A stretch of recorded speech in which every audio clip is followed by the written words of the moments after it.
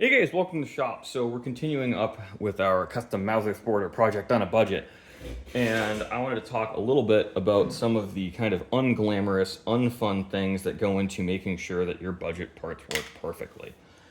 And some of that is lapping. Now I'm using 1200 grit here because I don't really need to take off much material, but this caulking shroud is tight in the bolt. So we're lapping it in and slicking it up that way, because really, if I go to sell this, people are going to be a little bit annoyed if nothing works smoothly. And when you're using a lot of these less expensive parts, and this isn't to say that this is a cheap part. I mean, this is 225 bucks, this Gentry 3-position safety, but it didn't work smoothly out of the box. And I don't like that. Now, I also lapped the caulking piece, and you'll see our contact surface right here. I did the same thing so that the safety actually works really smoothly. And that's one of those things where these are all the small little detail-oriented stuff. Tip of this is a little chewed up, so not a huge deal. These are relatively soft pins.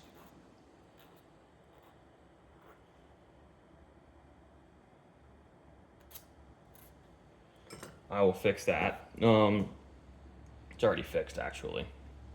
So, you know, there's all these little detail things that go into making these guns work like they're supposed to.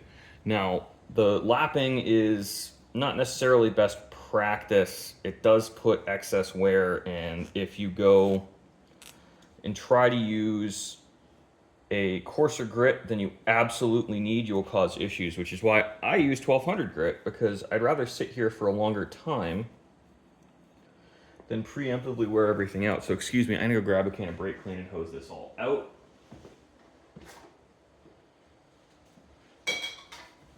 And I'm gonna wear a glove on my left hand because I don't want this on my skin.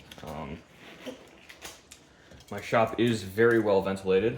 I have an exhaust fan going whenever you use solvents like this. So do as I say, not do as I do. Preferably use this stuff outside.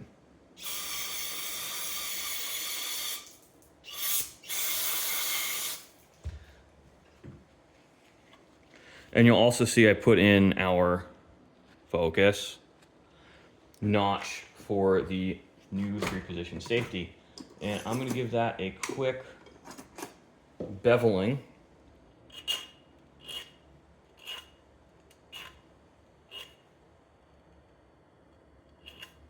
So I'm using a file and putting a hole right in my glove. I will change gloves because we're gonna keep using brake clean.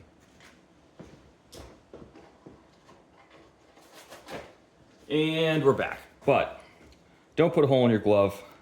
And yeah, so I sweep up like 3 or 4 times a day. So when I'm working and I'm kind of in a time crunch, I tend to just drop stuff on the ground.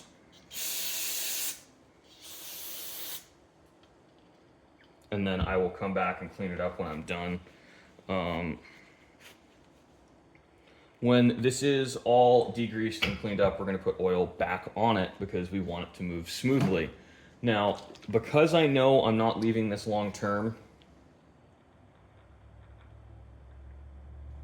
I'm just using 3-in-1 because this is all gonna get blued together, where I take the time and re-blue everything, because I want it to all match. This is, while I'm building this with relatively inexpensive materials, I'm trying to build it to a very high standard. I will use my dental pick in here.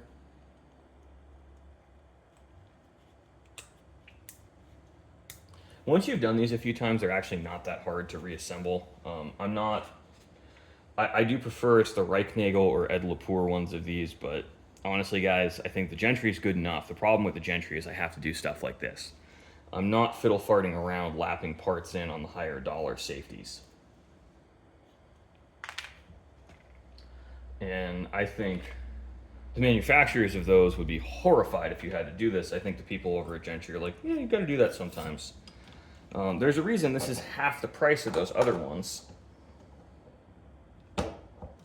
Try not to catch your glove. So we're going to reassemble this and make sure everything works as intended.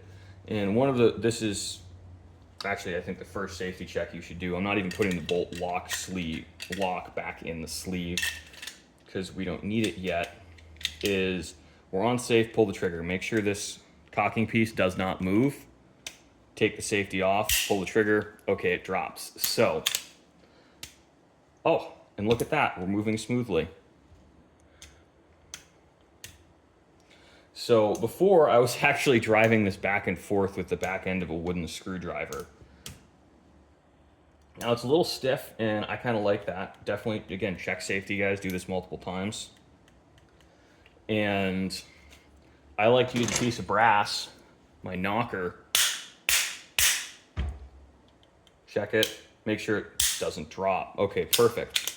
Now let's make sure the bolt lock works as intended. It does work as intended. So we've gone through all of our function tests on these. Oh, but it's not retracting. So that's a problem. We're gonna have to address that. So we've got some issues with the bolt lock not retracting. Now, I suspect that is from slamming it with a hammer. But I think what I'm going to do is I'm going to take this back apart one last time, and I will bevel the tip of that screw, or sorry, that pin, I should say.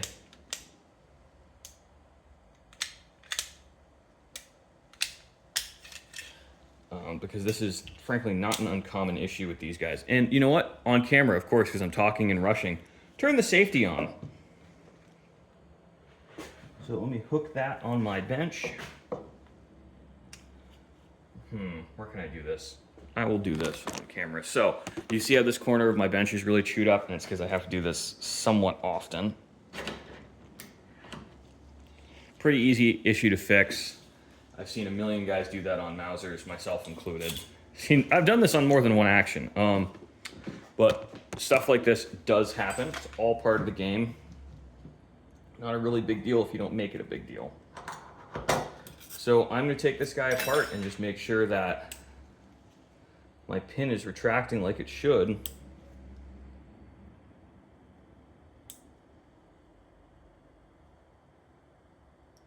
And what's happening, it's actually, you can't really see it on camera. I've experimented with this before. You just can't see in those recesses. The head of the pin is actually a little bit too long. So I'm just going to take a few file strokes and I'll take that down. And this guy should be good to go.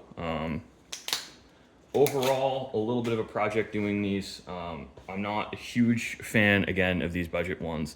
And dealing with stuff like this is why I tell people, just go buy a Winchester 70. If you want all of these features, don't start with a Mauser. I keep building Mausers like this for myself because my time is free when I'm doing it for me. I do this in between other jobs. I will plan it and do this stuff on a day where I either don't have parts, I'm waiting for things to cure, or I know I'm going to be busy with customers so I can work on this a few minutes at a time. I don't have to worry about time efficiency stuff. Guns like this just keep my time full in between other things because I'm a business. I like to keep moving forward. And projects like this, I always learn something new. And oftentimes, you know, it gives me an opportunity to build skills and try new challenging things I wouldn't do otherwise. So thanks for watching, guys. I really hope you enjoyed this video. I really appreciate you subscribing to the channel, hopefully. And thanks for watching.